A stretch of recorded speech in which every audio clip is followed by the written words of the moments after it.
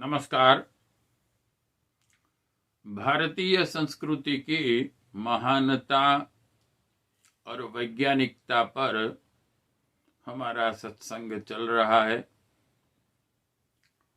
हमारे इस सत्संग में हमारे सभी परिजन और सभी सत्संगी मित्रों का स्वागत है।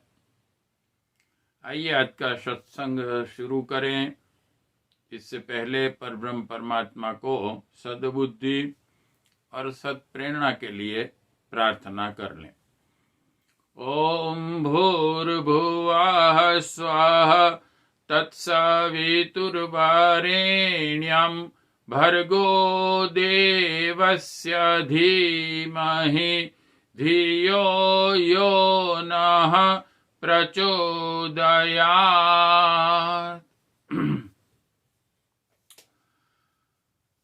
हमारा विषय चल रहा है कि भारतीय संस्कृति, भारतीय धर्म में गायत्री मंत्र को जो इतना इम्पोर्टेंट मंत्र समझा गया है, प्रत्येक अवतारों ने, प्रत्येक ऋषि मुनियों ने, प्रत्येक शास्त्र ने और प्रत्येक महापुरुषों ने और इस युग के महापुरुषों ने भी गायत्री मंत्र की महत्ता समझाई।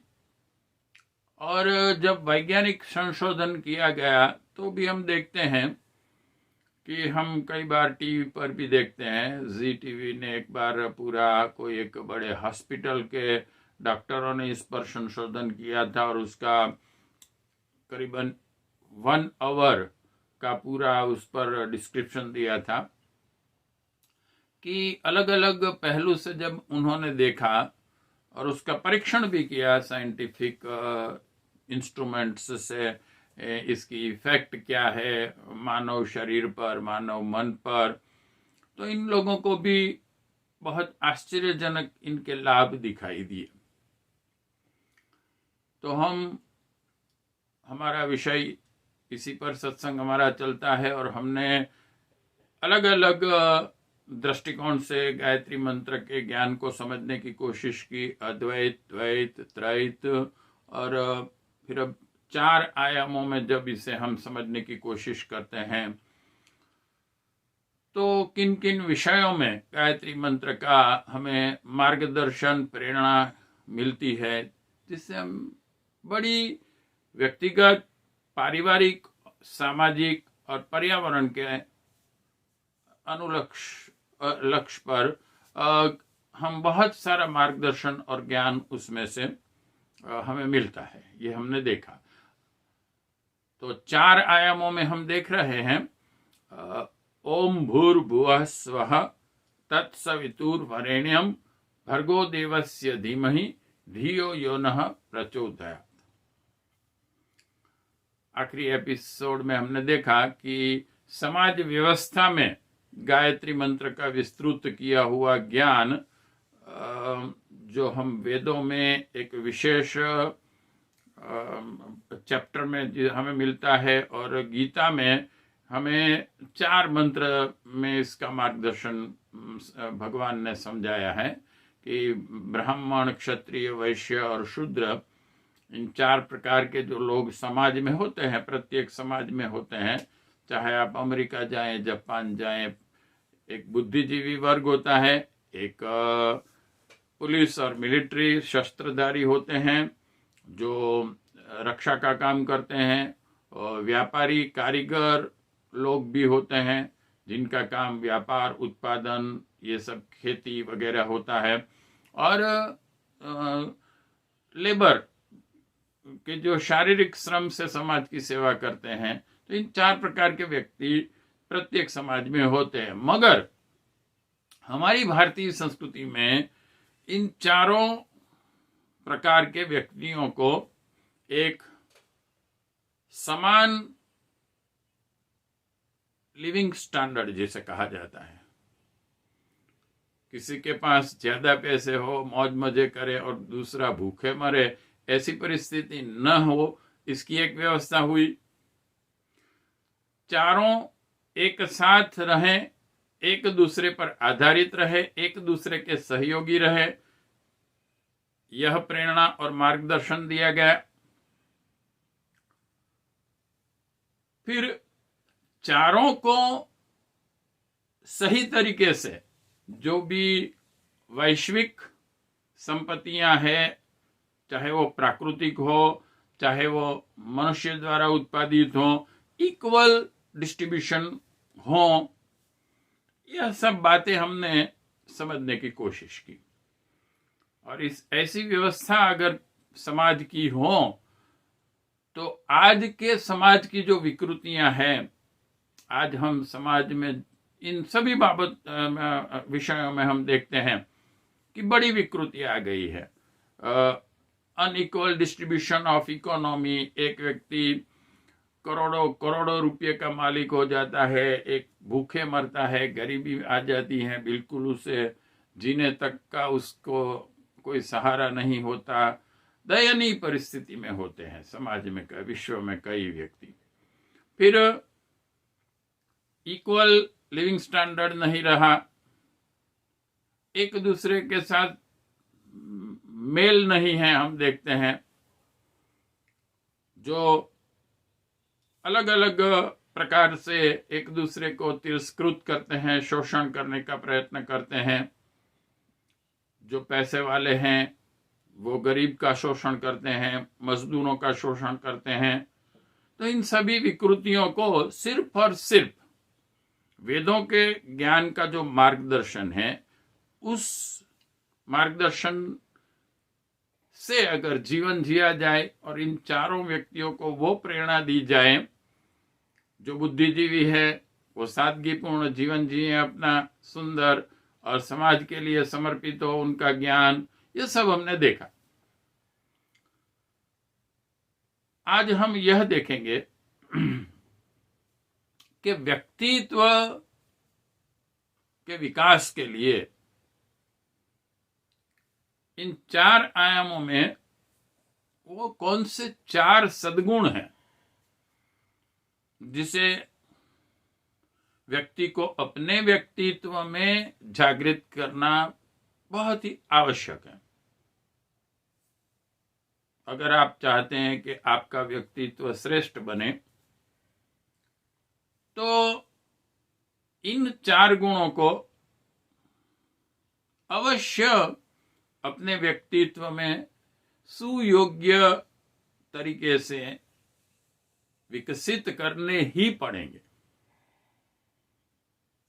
आइए हम देखते हैं, क्योंकि परम पूज्य गुरुदेव ने भी युग निर्माण योजना में व्यक्ति निर्माण, परिवार निर्माण, समाज निर्माण, इन तीनों को हमें साइमल्टेनियसली इनके लिए कार्य करना है।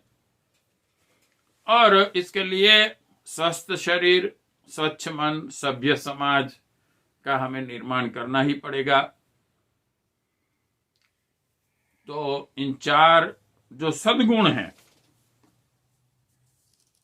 वो कौन से हैं, और हमें अपने व्यक्तित्व में इसे क्यों आवश्यक है कि विकसित करना ही चाहिए, और विकसित करने के बाद हमारा व्यक्तित्व कैसे परिपूर्ण बन सकता है, और जो मनुष्य जीवन हमें मिला है हम उस जीवन को कह सकते हैं कि सक्सेसफुल बनाकर मृत्यु के समय संतोष हमें हो, ऐसा जीवन हम जी सकते हैं। तो यह जो चार सद्गुण है, इसे समझदारी, ईमानदारी, जवाबदारी और बहादुरी कहा गया है। आइए एक एक को समझने की कोशिश करते हैं। वैसे परम पूज्य गुरुदेव ने अपने साहित्य में, और खास करके परम पूज्य गुरुदेव की एक पुस्तक है सफल जीवन की दिशा धारा, आपको जीवन अपना सफल कैसे बनाना है, इस पुस्तक में बड़ा विस्तृत तरीके से इसको समझाया है। हम यहां उसे संक्षिप्त में समझने का प्रयत्न करेंगे। समझदारी किसे कहें? समझदारी आजकल हम देखते हैं कि कैसे ज्यादा से ज्यादा पैसे कमाए जाएं, ज्यादा से ज्यादा भौतिक चीजें एकत्रित की जाए, ज्यादा से ज्यादा बैंक बैलेंस किया जाए, ज्यादा से ज्यादा समाज पर अपना रुआब हो, और इसके लिए सतत प्रयत्नशील रहा जाता है। तो क्या इन सभी बातें जिन लोगों के पास हैं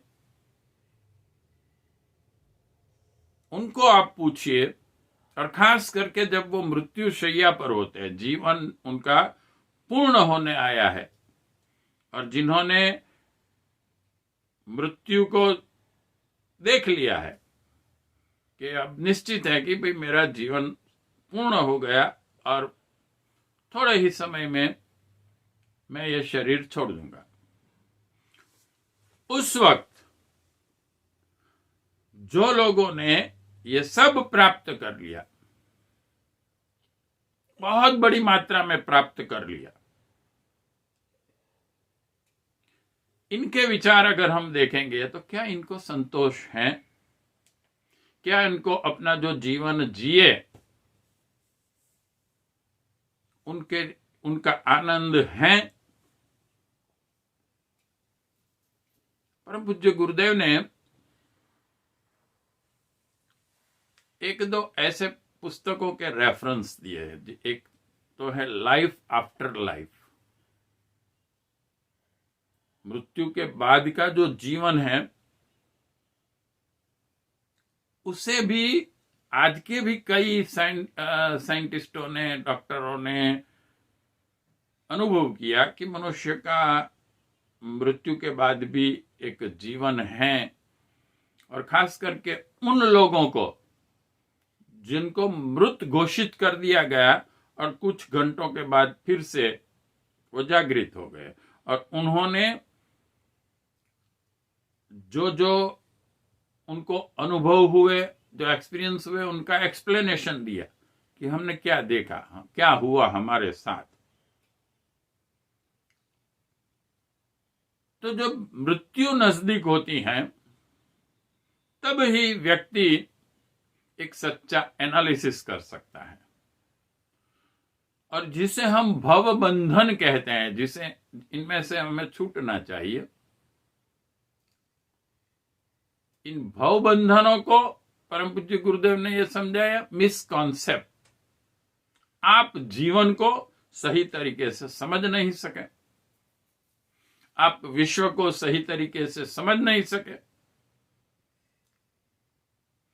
और आपका जो जीवन जीने का तरीका था वो गलत था, वो आपने अंतिम समय में महसूस किया।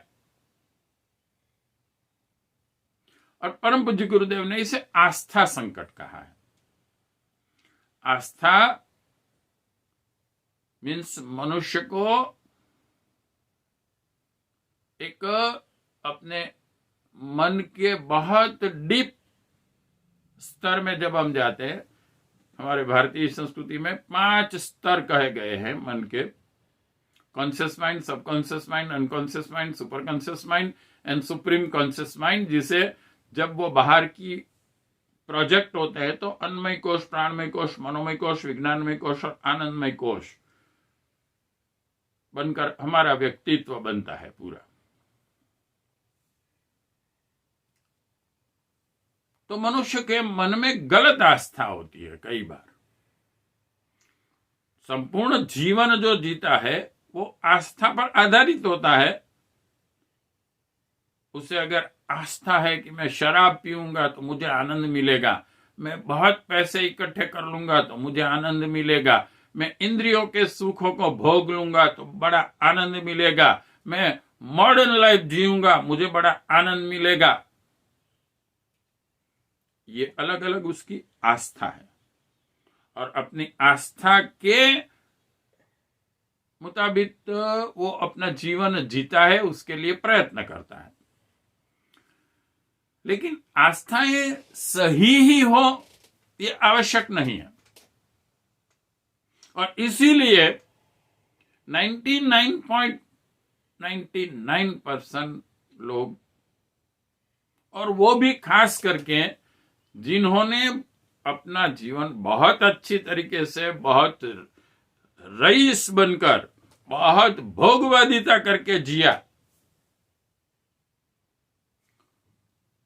वो भी अंतिम समय में पछताते हैं, रोते हैं। परम पूज्य गुरुदेव ने एक पुस्तक अध्यात्मवादी भौतिकता अपनाई जाए, इसमें एक बहुत बड़े रईस अमेरिका में हो गए एडिंगटन, उनका उदाहरण दिया कि आखिरी समय में वो बहुत ही पश्चाताप करते थे अपने जीवन, जो जिस तरीके से उन्होंने जीवन जिया। और रिसेंटली हम देख सकते हैं जो दुनिया का नंबर 1 पैसे वाला भी था, ये एप्पल कंपनी का जो मालिक कोई था, जुकरबर्ग के कुछ ऐसा नाम था उसका, कैंसर से वो उसकी मृत्यु हुई। उसका एक आखिरी संदेश हम बहुत सारे व्हाट्सएप पर, यूट्यूब पर और सब पर रखे गए, तो वो बड़ा दुखदाई था। वो संदेश जब हम पढ़ते हैं तब हमें मालूम होता है कि ऐसे व्यक्ति को भी मृत्यु के समय पश्चाताप करना पड़ा। फिर समझदारी क्या है? कौन सी समझदारी से जीवन जिया जाए? आइए दूसरे छोर पर हम देखते हैं, कई महापुरुष, कई महामानव नारियां अगर बाह्य दृष्टि से, भौतिक दृष्टि से, भोगवादिता की दृष्टि से देखें तो कष्टदायक जीवन जिए। अब जलाराम बापा को देखिए, फटे कपड़े पहनते थे, लेकिन वो और उनके पत्नी माताजी पहले भूखों को अन्न देते थे, बाद में खुद खाते थे। जीवन भर इन्होंने यह भूखों को अन्न देना अपना कर्तव्य, और एक झोपड़ी में रहते थे।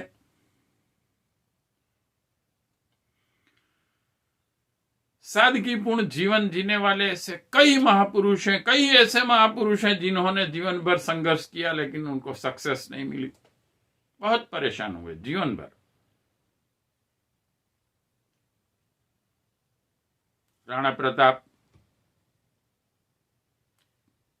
घास फूस की रोटी खाकर उनको जीना पड़ा, लेकिन उन्होंने गुलामी पसंद नहीं की, अपने राष्ट्र के लिए लड़ना पसंद किया। हरिश्चंद्र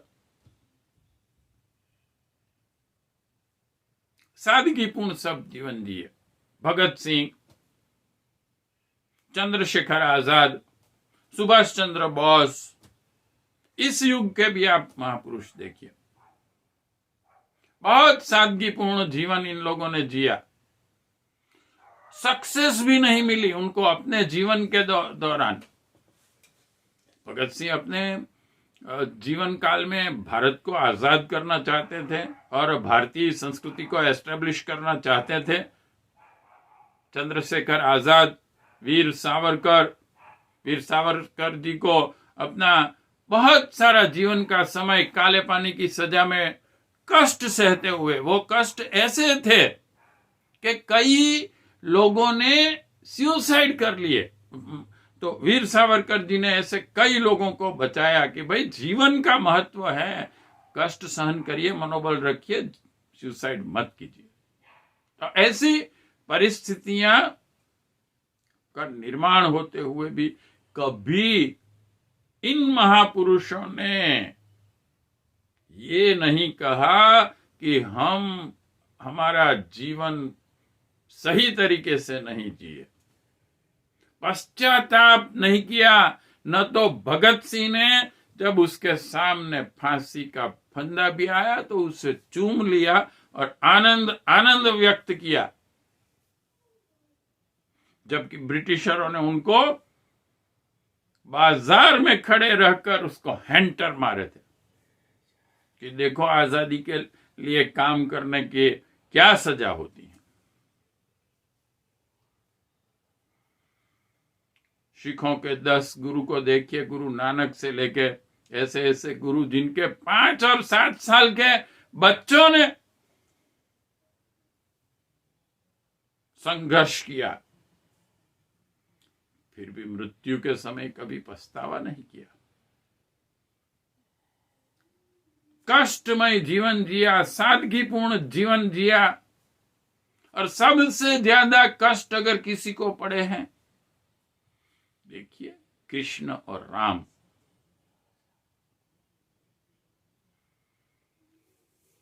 भगवान कृष्ण का अभी तो जन्म नहीं हुआ था और उनकी 7 बहनों को उनके मामा ने मार दिया, और ये राह देखता था कि कब इसका जन्म हो, उसे भी खत्म कर दूं। उसका फोई और कई उनको जन्म के बाद मारने के लिए आ गए। उनके माता पिता जेल में हैं। संघर्ष पूरे जीवन भर उन्होंने किया, लेकिन वो पैसे वाले जिन्होंने भोगवादी जीवन जिया, जिसने समाज सेवा नहीं की, जिसने उन सभी पैसे वालों को आप देखेंगे न सिर्फ पछताते हैं, लेकिन गुरुदेव ने जो एक पुस्तक में ऐसे सभी व्यक्ति जिन्होंने पैसों के लिए अत्याचार तक किए, लोगों पर लूटा, लोगों को, मुसोलिन से लेके ऐसे कई, इनका मृत्यु के समय का हाल तो वर्णन किया है गुरुदेव ने, लेकिन जैसे मुसोलिन जैसे ऐसे कितने लोग हैं जिन्होंने मृत्यु के बाद लोगों ने उनके प्रेत देखे। मुसोलिन बहुत सारी कुछ 8 ट्रक्स भरकर खजाना उसने अपनी प्रजा को लूटकर कुछ इकट्ठा किया था, और जब फिर उस पर कुछ वो हारने लगा तो सब लेकर जंगल में भाग गया। उसने पहले से कोई तैयारी की होगी इस परिस्थिति में क्या किया जाए, और फिर वो कभी मिला ही नहीं, गुम हो गया। तो आज कई साहसिक लोग उस खजाने को ढूंढने के लिए उस जंगल में जाते हैं। उनमें से 80-90% वापस ही नहीं आए, और कुछ वापस आए तो वो पागल हो गए थे। लेकिन थोड़े बहुत जो ऐसे थे कि जो आधे पागल हुए थे और कुछ डिस्क्रिप्शन कर सके कि उन्होंने क्या देखा, तो उन्होंने यही कहा कि खजाने पर मुसोलिन का प्रेत अट्टहास्य करता हुआ खड़ा है, किसी को खजाना लेने नहीं देता। वो कहता है ये मेरा है, मेरा है, मेरा है, और हा हा हा हा करके हंसता है। दोस्तों, मृत्यु के बाद भी आप देखिए, भोगवादी व्यक्ति जो है उसकी क्या हालत होती है। न खुद चैन से रहता है, न औरों को चैन से रहने देता है। तब समझदारी समझदारी समझदारी क्या है?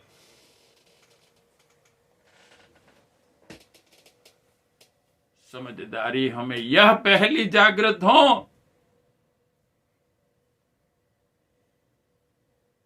कि 84 लाख योनियों में से घूमते घूमते, पशु योनियों में से घूमते घूमते हमारी चेतना का धीरे धीरे धीरे धीरे विकास हुआ, और हमें यह मानव शरीर मिला है। मानव शरीर एक ही ऐसी योनि है, एक ही ऐसा शरीर है जो जिसे परब्रह्म परमात्मा ने अपना मुक्त चिंतन करने और अपना मुक्त कर्तव्य करने के लिए आजाद रखा है। तो पहली समझदारी, मेरा जन्म मनुष्य की योनि में हुआ है,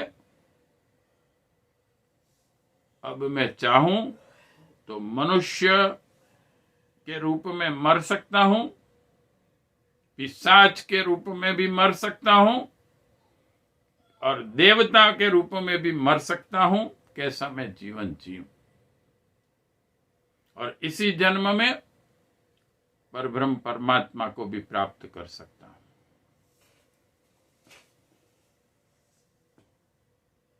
अलभ्य अवसर मिला, मानव शरीर और जीवन समय है, टाइम, इसका सदुपयोग करें। नंबर 2, मनुष्य तो हजारों साल पहले भी कई जन्मे थे, लेकिन हमारा यह बहुत ही बड़ा अहोभाग्य है कि हम इस युग संधि की बेला में हमारा जन्म हुआ है। जैसे कि आजादी की लड़ाई चल रही थी, तो कई लोगों ने आजादी की लड़ाई में सुभाष चंद्र बोस के साथ जुड़ गए, भगत सिंह के साथ जुड़ गए, वीर सावरकर जी के साथ जुड़ गए और क्रांतिकारी कार्य किए उन लोगों ने। और इन आजादी की लड़त में जो जो भी जुड़ गए, आजादी मिलते ही उनको क्या क्या नहीं मिला। कोई किसी को तो बड़ी बड़ी पोस्ट मिल गई, उनका नाम अमर हो गया, उनको पेंशन मिलने लगी, सम्मान मिलने लगा कि भाई ये आजादी की लड़त में थे, ये जेल गए थे। अब इस वक्त मान लो कोई कहे कि नहीं नहीं मुझे भी आजादी की लड़त में भाग लेना है, मैं भी जेल जाऊंगा, तो मुझे भी पेंशन मिलना चाहिए, मुझे बड़ी पोस्ट मिलनी चाहिए। It is not possible at all. Time चला गया। भगवान राम के युग में जन्मे तो वानर और रीछों ने उस समय का महत्व समझा, भगवान राम के साथ जुड़ गए।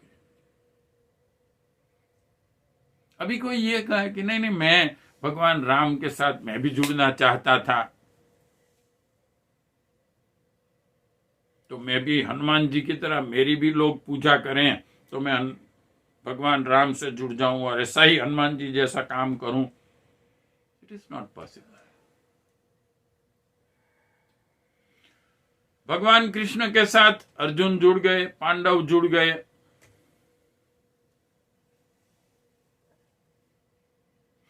तो ये जो युग संधि का अभी का समय है, हम वी आर लकी।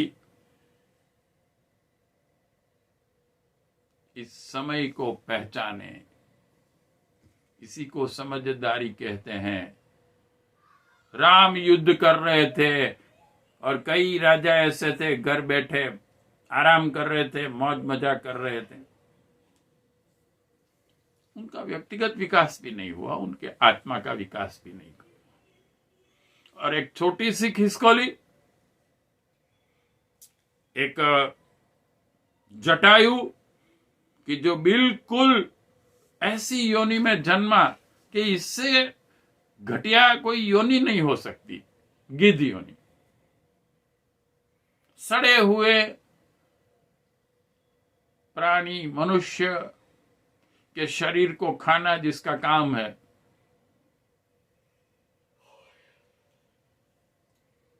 ऐसी योनि में जिसको जन्म मिला। लेकिन इसने एक क्षण का महत्व समझ लिया। उसने देखा कि रावण माता सीता जी को का हरण कर रहा है, तो उसने ललकारा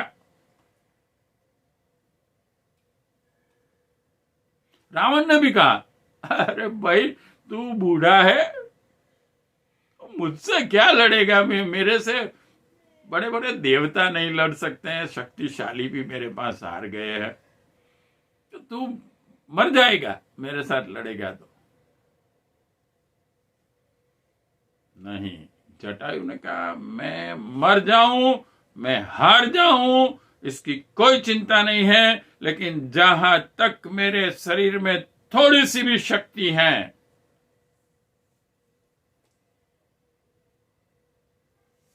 मैं तुम्हारा विरोध अवश्य करूंगा, तुमसे युद्ध अवश्य करूंगा।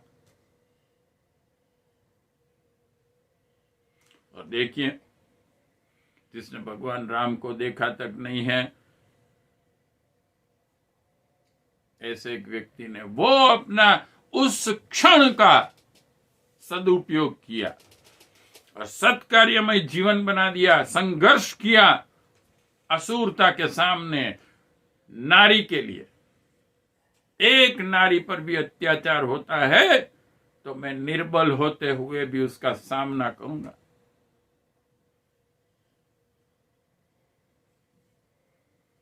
और इसका परिणाम क्या आया? मित्रों, मृत्यु के समय वो राम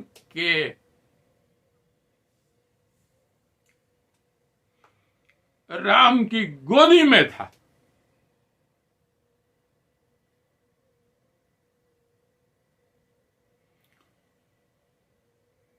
और जिस दशरथ ने जानबूझकर श्रवण को नहीं मारा था, एक गलत काम कर दिया था अनजाने में,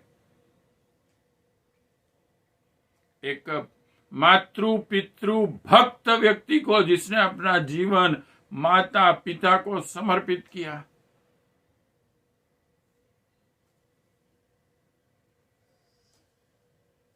उस दशरथ राजा का ये अधिकार था कि मृत्यु के समय उसका बड़ा बेटा उसके पास हो और मृत्यु के बाद भगवान राम के हाथ से उसका अग्नि संस्कार होना चाहिए। लेकिन एक उसने गलती से अनजाने में गलत काम कर दिया अपने जीवन में। इसका परिणाम यह हुआ कि वो अधिकारी होते हुए भी उसका अंतिम संस्कार राम के हाथ में न हुआ, जबकि जटायु एक ऐसी योनि में जिसका जन्म हुआ है जिसे बहुत ही घटिया कह सकते हैं, लेकिन कर्म उसने समय को पहचान लिया। समझदारी।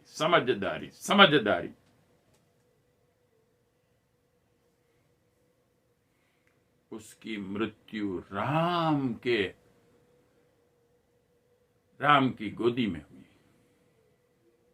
और मृत्यु के बाद अग्नि संस्कार भगवान राम के हाथ से हुआ। और देखिए, राम लक्ष्मण उस वक्त हाजिर थे और Jatayu only the one person in world, पूरी दुनिया में एक ही व्यक्ति, एक ही जीव ऐसा है 10 प्रकार की अग्नि होती है अलग अलग। किचन की अग्नि जुदी का नाम अलग रखा है हमारी वैदिक संस्कृति में। ऐसे जो अलग अलग अग्नियां होती हैं, स्मशान की अग्नि भी अलग होती हैं। लेकिन जटायु एक ही ऐसा व्यक्ति था मित्रों कि भगवान राम ने ब्रह्माग्नि का आह्वान किया। ब्रह्माग्नि उनकी चिता को प्रज्वलित करने के लिए। यह है समझदारी का परिणाम।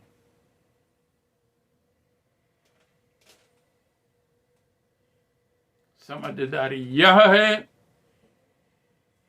कि हम युग परिवर्तन की इस बेला के समय को पहचाने,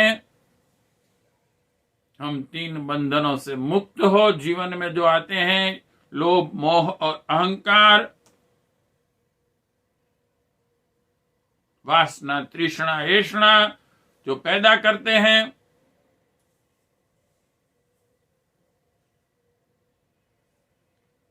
इसे दूर करके उस युग देवता के साथ जुड़ जाएं, नहीं तो ये समय फिर नहीं आएगा।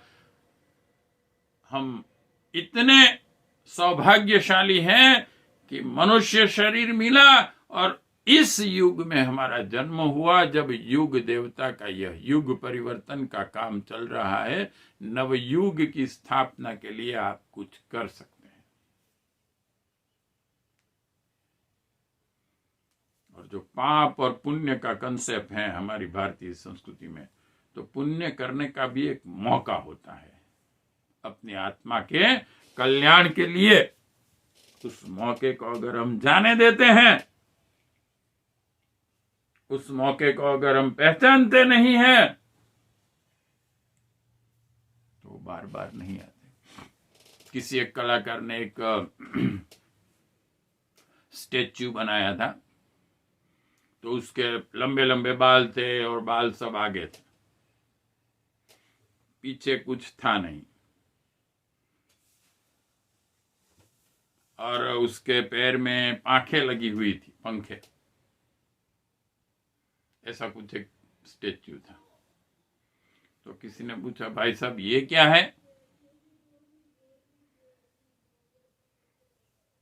तो उन्होंने कहा, ये तक है, तक, चांस आपको जीवन में मिलता है कुछ समय को पहचानने का।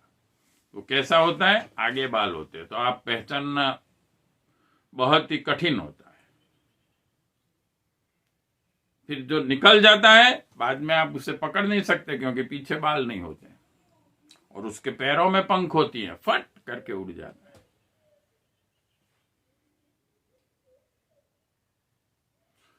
तो समझदारी इसी में है मित्रों, कि हम मनुष्य जन्म का महत्व समझे, इस समय का महत्व समझे, और बेकार की बातों में, बेकार में हम समय व्यय न करें। समय ही जीवन है।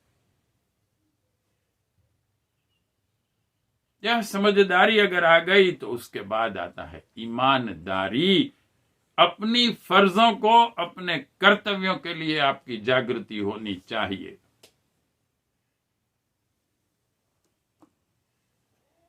हमने देखा था 4 पुरुषार्थ,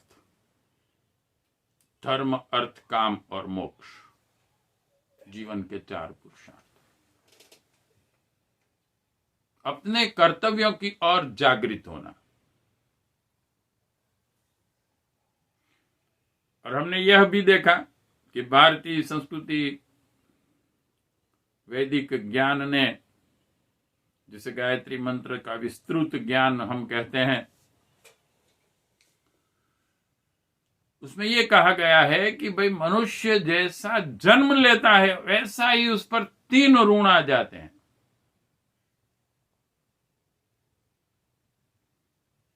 देव ऋण, ऋषि ऋण, देव ऋण, पितृ ऋण। इनको तो चुकाना पड़ेगा।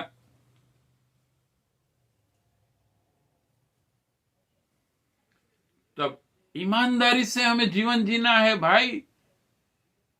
लोगों का ले लेना है, वापस नहीं देना है। बैंक में से लोन ले लेनी है, वापस नहीं देनी है। लोगों ने आपको हेल्प की है, कुछ उधार पैसे दिए हैं, वापस नहीं देने हैं। माता पिता ने आपके लिए बहुत कुछ किया, वापस नहीं देना है। अब जाओ, बुढ़ापा जहां आपको बिताना है बिताओ।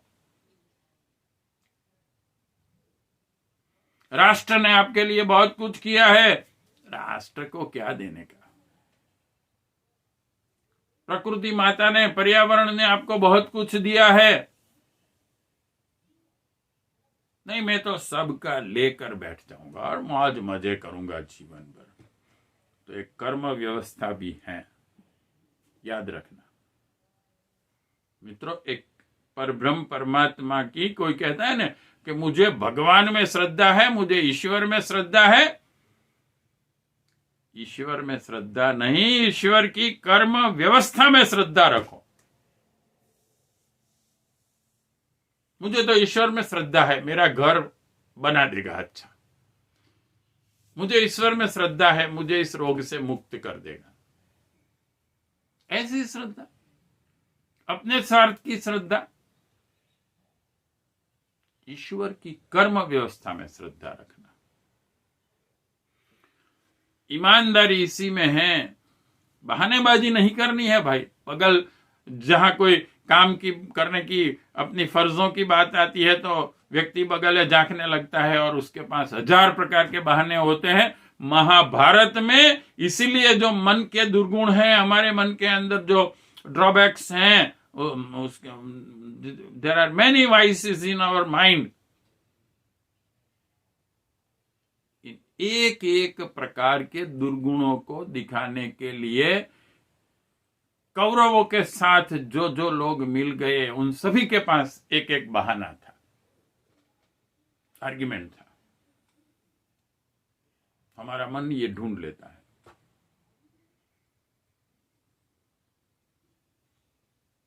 मेरे पास समय नहीं है, अभी पैसे तो बहुत जरूर के हैं, अभी मेरे पास पैसे दान देने के नहीं है। हाँ, होता है ऐसा। मैंने अपने जीवन में अनुभव किया है। युग शक्ति गायत्री के प्रसार प्रचार के लिए जब निकलते हैं और लवाजम मांगते हैं, भाई आप ये एक अच्छा साहित्य, आपके घर में कोई आता है, अच्छा मैगजीन आता है जो आपके परिवार के परिजनों को अच्छे विचार दे, जीवन के बारे में अच्छे समझाएं, तो वो क्या है कि अभी बहुत शॉर्टेज चल रही है, पैसे अभी तकलीफ है बहुत। देखिए, उसके पास उसके 100 रुपये नहीं है, समय का बड़ा अभाव है। अरे किसी को हम अपने लिए कहते हैं, भाई प्रज्ञा योग करो, it will take around about 10 minutes only. Surya Namaskar करो, सिर्फ सूर्य नमस्कार करो, सिर्फ प्रज्ञा योग करो, अपने स्वास्थ्य के लिए, अपने मन को अच्छा रखने के लिए समय नहीं है।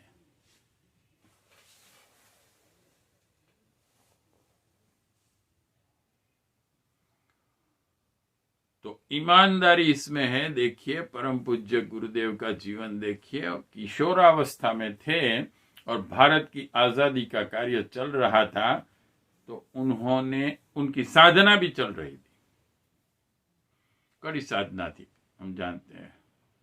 निठल्ले बैठे हुए आदमी एक गायत्री मंत्र की माला नहीं करते हैं, या तो कोई भी ध्यान की साधना भी करने को तैयार नहीं है।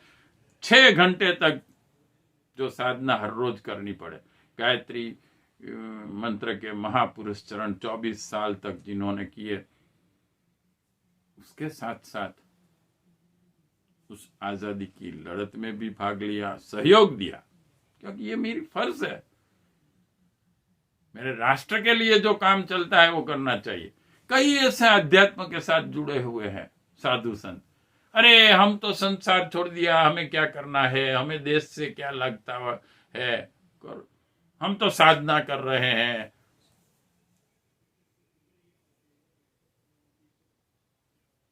तब गुरुदेव ने ये साबित कर दिया कि विश्व की सबसे कड़ी साधना करते हुए भी आजादी की लड़त में साथ दिया, और वो भी ऐसा साथ दिया कि आज भी याद करते हैं सब।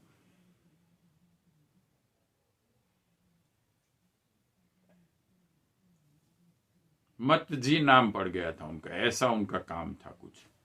और एक एक प्रसंग आप देखेंगे तो गुरु जी का जीवन चरित्र वांग्मय नंबर 1,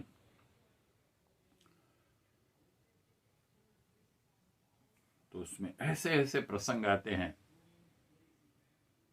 एक बार राष्ट्रध्वज लेके जा रहे थे और ब्रिटिशर और के पुलिस ने आके राष्ट्रध्वज छीन लेने का प्रयत्न कुछ किया, और ऐसा था तो उन्होंने उन पर लाठियां बरसी, तो भी छोड़ा नहीं राष्ट्रध्वज को, और अंत में तो मुंह में दबा के रख दिया, फिर बेशुद्ध हो गए। बहुत उनको मारा गया तो पुलिस की ओर से, पुलिस समझे मर गया, चले गए। और जब हॉस्पिटल ले जा गए तो डॉक्टरों ने देखा कि उनके मुंह में से राष्ट्रध्वज का एक टुकड़ा निकला जो उन्होंने छोड़ा नहीं था। ईमानदारी, ईमानदारी। हम जिस राष्ट्र में रहते हैं, हम जिस समाज में रहते हैं, हम जिस परिवार में रहते हैं, जिस माता पिता ने हमको ये जीवन दिया, जिन्होंने हमारे लिए त्याग बलिदान किया, हमारे सगे संबंधी जो हैं, हमारे मित्र हैं, अरे जो जिन प्राणियों का हम पर उपकार है। भारतीय संस्कृति तो यहां तक कहती है ना, भोजन से पहले पंच यज्ञ किए जाते हैं। तो इसमें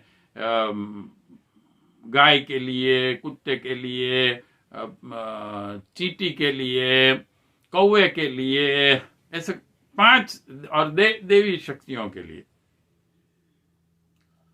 पहले ग्रास निकाल दिए जाते। ऐसा नहीं है कि खाना खाने के बाद जितना अब नहीं खा सकते हैं, ठूस ठूस कर खाया फिर भी बढ़ाए तो फिर दे दो प्राणियों को खाने के लिए। पहले निकालते हैं। प्रत्येक भारतीय, भारत की यह परंपरा है। तो इन सभी की ओर हमारा कर्तव्य है और हमें ईमानदारी से राष्ट्र की ओर जो हमारा कर्तव्य है, जैसे कि लोकशाही है हमारे देश में, वोट देना, इट इज अवर ड्यूटी। सुयोग्य पार्टी को, सुयोग्य जो राष्ट्र के लिए अच्छा काम कर सकते, इसके लिए 100 सूत्री कार्यक्रम में परम पूज्य गुरुदेव ने पूरा मार्गदर्शन दिया है। और एक स्पेशल इसके लिए पुस्तक बनाई गई है कि प्रत्येक युग निर्माण योजना में कार्य कर रहे कार्यकर्ता का जब इलेक्शन आता है तब ये कर्तव्य है कि लोगों में ये जागृति लाए। नंबर 1, आप वोट देने जाएं, लोकशाही में जीते हैं, आलस मत कीजिए। और फिर वोट देते वक्त क्या विचारें, जातिवाद, धर्मवाद पर मत सोचें। ये सोचिए कि राष्ट्र को कौन आगे बढ़ा सकेगा। आप ये प्रचार नहीं करने का कहा है कि किसी एक विशेष पार्टी को ही आप मत दें, ऐसा प्रचार नहीं करना है, लेकिन विचार क्रांति उन लोगों में लानी है कि क्या सोचकर आप वोट देंगे। आपके सामने 5-10 व्यक्ति हैं जिसमें से एक को आपको वोट देना है, तो कैसे सिलेक्शन करना है आपको, यह विवेक शक्ति जागृत करने का कर्तव्य गायत्री परिवार के कार्यकर्ता को परम पूज्य गुरुदेव ने किया 100 सूत्री कार्यक्रम में। तो राष्ट्र की ओर हमारा कर्तव्य है और पूरे विश्व की ओर भी हमारा कर्तव्य है, क्योंकि विचार क्रांति अभियान का लक्ष्य विश्व के 600 करोड़ व्यक्तियों में देवत्व का जागरण और धरती पर स्वर्ग का अवतरण है। हम सोचेंगे हमें क्या है, अमेरिका में क्या हो रहा है, पाकिस्तान में क्या हो रहा है, जापान में क्या हो रहा है, चीन में क्या हो रहा है, हमें क्या है आवश्यक है, इनकी ओर भी आपका कर्तव्य है। वहां जो आग लगेगी इसकी इफेक्ट आप पर भी होगी। तो ईमानदारी हम जागृत करें, और ईमानदारी यही कहती है कि अपनी फर्ज, अपने कर्तव्य की ओर हम जागृत रहें। उसके बाद आता है जिम्मेदारी, जवाबदारी।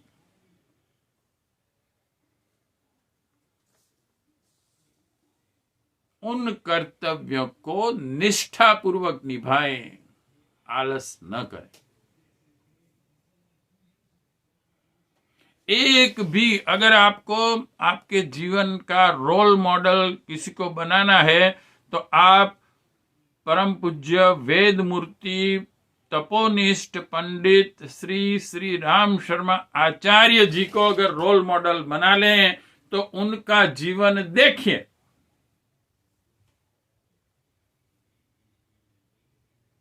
इससे अच्छा रोल मॉडल इस युग का किसी को नहीं। सर्वांगीण विकास, सर्वांगीण कर्तव्य, सर्वांगीण ज्ञान, परिपूर्ण भारतीय संस्कृति, कोई एक नॉट पार्शली सिर्फ ध्यान की बात की हो, ऐसा नहीं है।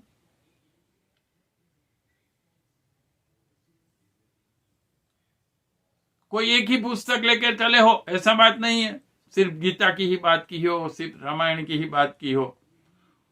Total literature of Indian culture जिन्होंने विश्व के समक्ष रखा।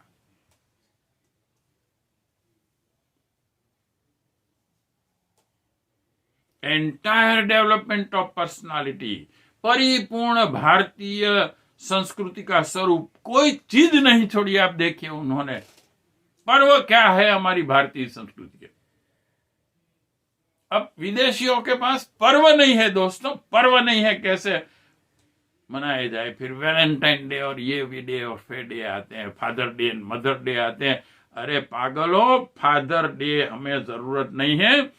हमारे देश में नित्य माता पिता का पूजन होता है और रात को सोते वक्त भी माता पिता के पैर दबाते हैं। माता पिता के ही नहीं, रामायण पढ़िए,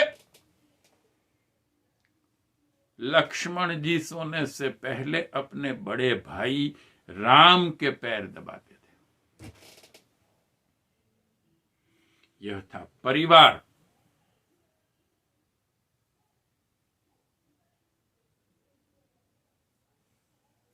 तो रोल मॉडल आपके सामने अगर एक ऐसे महापुरुष का आप रखेंगे, हमारे बच्चों को रोल मॉडल पिक्चर के एक्टर्स के हैं जो खुद तो ड्रग्स में डूबे हुए हैं, उनके बच्चे तक ड्रग्स में डूबे हुए। अब ये आपके रोल मॉडल बनेंगे, ये हमारे युवाओं के और बच्चों के रोल मॉडल बनेंगे।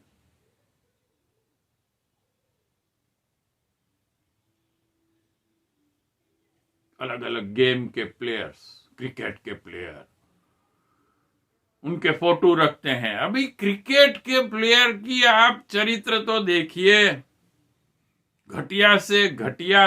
अगर कोई गेम है आप देखेंगे क्रिकेट, कौन सी बुराई इसमें नहीं है। और उनके प्लेयर्स का चरित्र देखिए, शाम को शराब में डूबे हुए मिले हैं,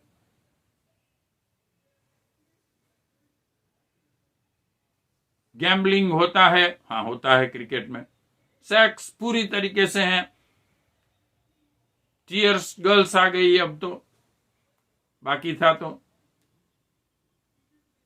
लोग कहते हैं कि हम क्रिकेट देखने नहीं जाते, चीयर्स गर्ल्स देखते हैं। इन घटिया रोल मॉडल्स को हमारे युवा, हमारे बच्चे कार्टून और ये देखते देखते जो बड़े होते हैं, आप कैसे अपेक्षा कर सकते हैं कि वो श्रवण राम जैसे बनेंगे। परम पूज्य गुरुदेव ने एक जो भारतीय संस्कृति के आधारभूत तत्व, उनमें एक बढ़िया चैप्टर दिया है। और भारत के में कैसे पुत्र हुए बेटे, कैसी बेटियां हुई, कैसी कैसी माताएं हुई, कैसे कैसे पिता हुए, अरे कैसे, जिसे हम शूद्र यानी कि मेहनत का श्लोक कहते हैं, सेवा का काम करते हैं समाज का। इनका व्यक्तित्व देखिए, इनका व्यक्तित्व देखिए। पन्ना झाई थी, दासी थी, उसने अपना पुत्र का बलिदान दे दिया, लेकिन अपने मालिक राजा का छोटा पुत्र था, उसे जीवत दान दिलाया। दुश्मन मारने आए थे। फिर गुरुदेव का एक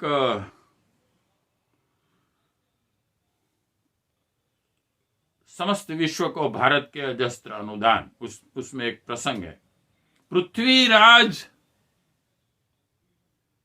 जब घायल पड़े थे रण मैदान में, और फिर जब लड़ाई पूरी होने वाली थी, वो लगभग पूरी हो गई थी, तो शाम को वो कौवे, गीध, शियाल उन मरे हुए सैनिकों को खाने के लिए जब आते थे, तो पृथ्वीराज जी का कोई जो असिस्टेंट था योद्धा, उनके साथ वो बिल्कुल निर्बल होके घायल होके पड़ा था। उसने देखा कि पृथ्वीराज जी भी घायल है, वो हिलडुल सकते नहीं हैं, और कौवे शियार उसके पास जा रहे हैं, जाने की कोशिश करते हैं, तो उसने अपने शरीर में से मांस काट काट कर उनको फेंका, ताकि वो वहां तक पहुंचे नहीं, उनके मालिक को खाए नहीं। यह थे हमारे सेवक।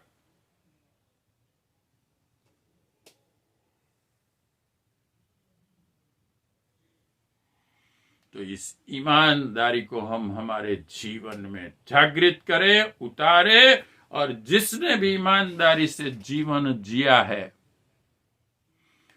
हमने आपको अगले एपिसोड में ही एक वो जो व्यापारी की बात कही थी, हमारे गुजरात में आनंद के पास एक नापा गांव है, जहाँ एक जैन धर्म का एक अच्छा तीर्थ है, और वहाँ एक जो उनके महापुरुष हो चुके थे, जो एक साथ 100 चीजों पर अपना ध्यान केंद्रित कर सकते थे, उनकी इतनी शक्ति थी। लेकिन वो जब गृहस्थ थे, एक व्यापारी थे, उन्होंने एग्रीमेंट किया एक व्यापारी के साथ कि तुम मुझे इस भाव में ये चीज 1 हफ्ते में प्रोवाइड करोगे। एग्रीमेंट पर दोनों ने साइन किया और एग्रीमेंट लेके चला गया। उन्होंने बोला हम आपको पहुंचा देंगे ये सब चीजें इतने भाव में, और दूसरे दिन उसके भाव बहुत बढ़ गए। वो भी घबरा गया कि अब मैंने एग्रीमेंट कर दिया है, जिस व्यापारी ने कहा था कि मैं इस भाव में आपको ये चीजें दूंगा, अब तो मैं बिक जाऊंगा तो भी नहीं दे सकूंगा इतनी चीजें उनको। और वो दूसरे दिन टेंशन में था। उसने नौकर ने आकर कहा कि वो आए हैं आपको मिलने, तो और घबरा गया कि हाँ अब तो उनको तो आए हैं, कहेंगे कि देखो भाव बढ़ गया, लेकिन कुछ नहीं मुझे चाहिए। फिर भी उसने उनका स्वागत किया, आइए बैठिए, क्योंकि हमारी भारतीय संस्कृति की है ना वो एक कहावत, प्राण जाए पर वचन न जाए। हमारे व्यापारी ऐसे थे। तो उन्होंने कहा कि हाँ भाई साहब, हमारा वो एग्रीमेंट हुआ है, हम आपको, मैं पूरा प्रयत्न करता हूं कि वो चीजें आपको उसी प्राइस से मैं पहुंचा दूंगा, चाहे मैं बिक जाऊं तो भी। उसने कहा भाई साहब वो एग्रीमेंट मैं मेरे साथ लाया हूं, यही है वो एग्रीमेंट। उन्होंने फाड़ कर फेंक दिया और उन्होंने क्या कहा, व्यापार में मैं दूध पीता हूं, दूध, मैं लहू नहीं पीता। ऐसे थे ईमानदार व्यापारी। ईमानदारी, ईमानदारी, ईमानदारी हमें जीवन में रखनी आवश्यक है।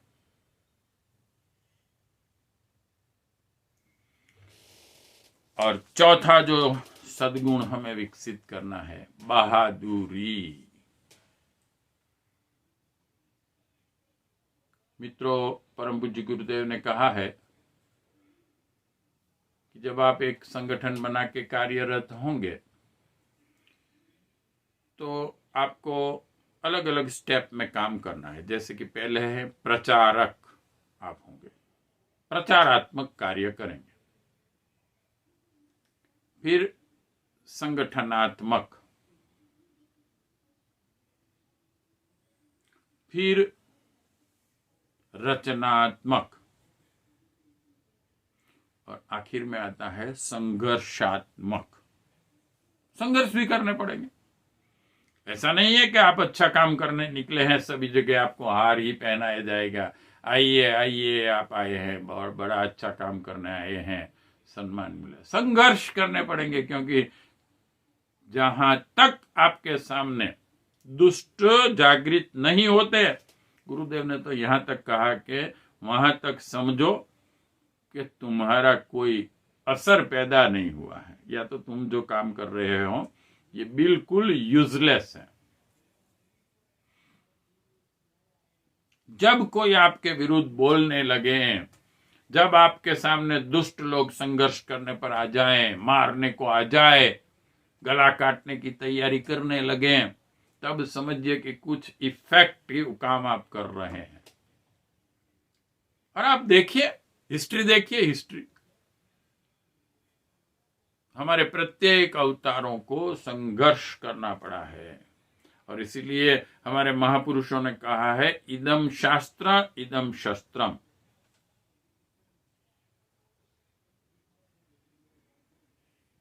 और इसलिए जो हमने आगे भी देखा कि 4 वर्ण की व्यवस्था हुई प्रत्येक समाज में, प्रत्येक देश में होनी ही चाहिए। उसमें एक है क्षत्रिय पुलिस और मिलिट्री।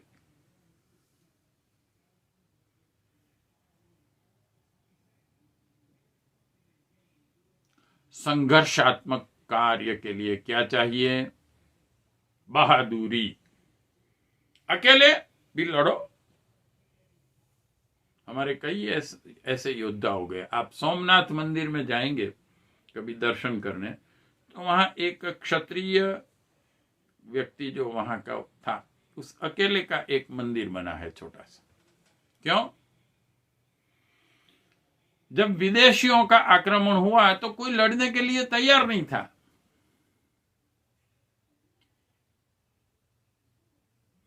और उस वक्त के कुछ मूर्ख ब्राह्मण भी थे जो कहते थे अभी अच्छा मुहूर्त नहीं है, अभी तो हमें यह शुरुआत करनी नहीं चाहिए युद्ध की। तो वो अकेला जागरे, मुहूर्त की बात छोड़ो, वो दुश्मन आ गए हैं, मैं अकेला लड़ूंगा उसके सामने।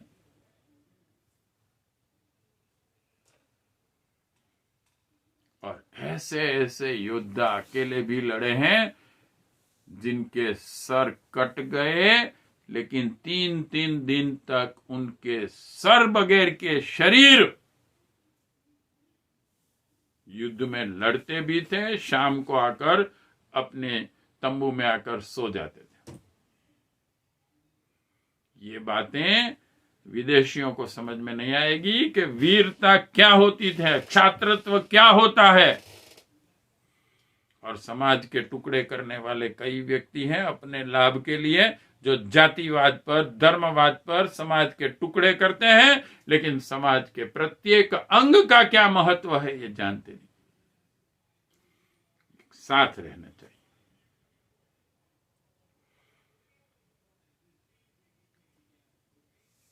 हमारे झवेरचंद मेघानी करके हो गए एक कवि, जिनकी कविताएं बड़ी बहादुरी की थी।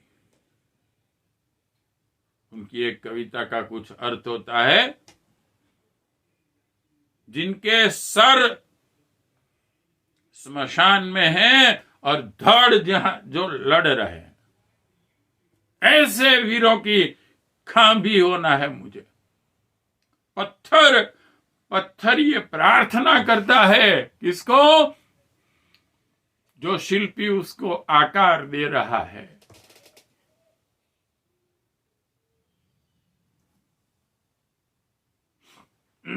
एक जाति थी, मुझे तो ये बात निकली तो याद आ गया, हमारे देश में घूमती जाती थी, फिरती रहती थी, लेकिन उसका एक सिद्धांत था।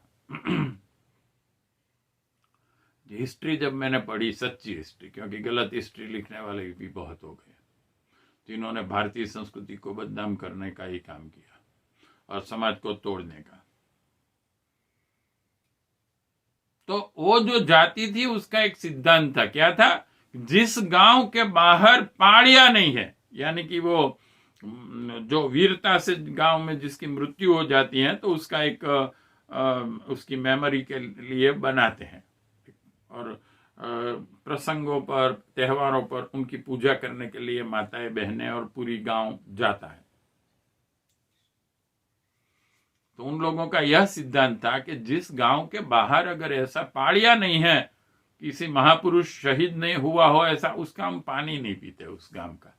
देखिए कैसी कैसी मान्यताएं, कितने ऊंचे विचार है कि जिस गांव में अगर कोई व्यक्ति ऐसा नहीं हुआ है जिसने समाज के लिए, जिसने धर्म के लिए, जिसने मानवता के लिए संघर्ष करके अपनी जान नहीं दी है, ऐसे गांव का पानी तक पीते नहीं है। बहादुरी मित्रों, पहले प्रत्येक व्यक्ति अपने साथ एक तलवार रखता था। जहां तक प्रत्येक व्यक्ति संघर्षशील नहीं होगा, दूसरों पर आधारित होंगे हम, वहां तक हम अन्याय को नहीं मिटा सकेंगे, आतंक को नहीं मिटा सकेंगे, दुष्टों को नहीं मिटा सकेंगे। हाँ, हमारे वेदों में 4 स्टेप में दिया है कि पहले समझाइए, अगर समझने से मान जाए, कोई दुष्ट है उसमें से अच्छा है बन जाए, नहीं मानता है थोड़ा ज्यादा दीजिए, चल भाई युद्ध नहीं करना है, ये करना है। साम दाम दंड और भेद, हम देखते हैं महाभारत में भगवान कृष्ण ने इन रीतियों को अपनाया, सत्य के लिए, मानवता के लिए, धर्म के लिए, राष्ट्र के लिए, अच्छाई के लिए, देवत्व को बचाने के लिए। तो इस बहादुरी को भी हम जीवन में रखें, चाहे सत्य के लिए मरना भी पड़े तो हम मरने को तैयार हो जाएं। यहां तक कि हमारी तैयारी होनी चाहिए, अगर यह तैयारी हम नहीं करेंगे तो हम हिस्ट्री में भी देख चुके हैं कि सिर्फ 2 हाथ जोड़ने से या तो सिर्फ अहिंसा की बात करने से बात नहीं बनती है। जो दुष्ट हैं उनके सामने आप क्या हाथ जोड़ेंगे, उसको समझाने जाएंगे, भगवान तक समझाने गए थे दुर्योधन को।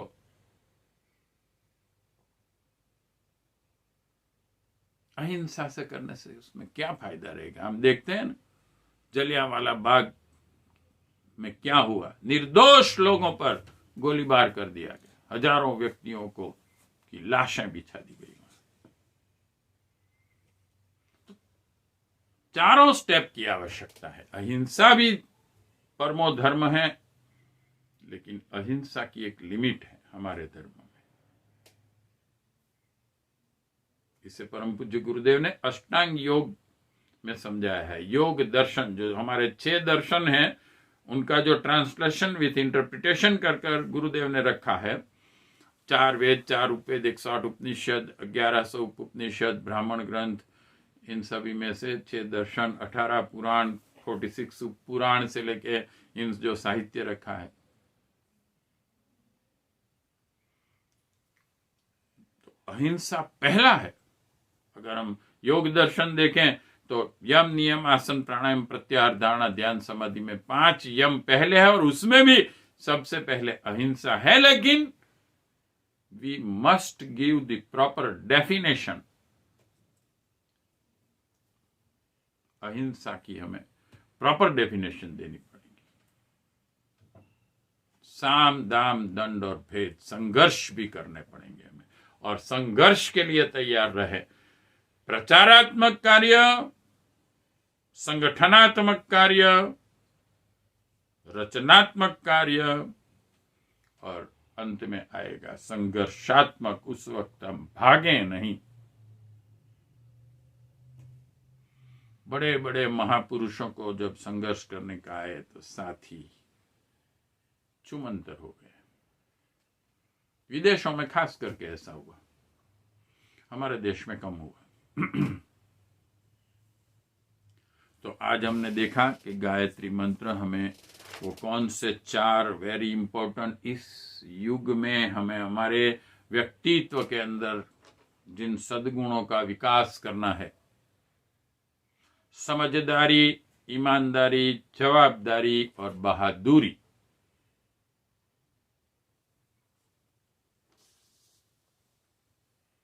इन पर हमने विचार विमर्श किया। आज का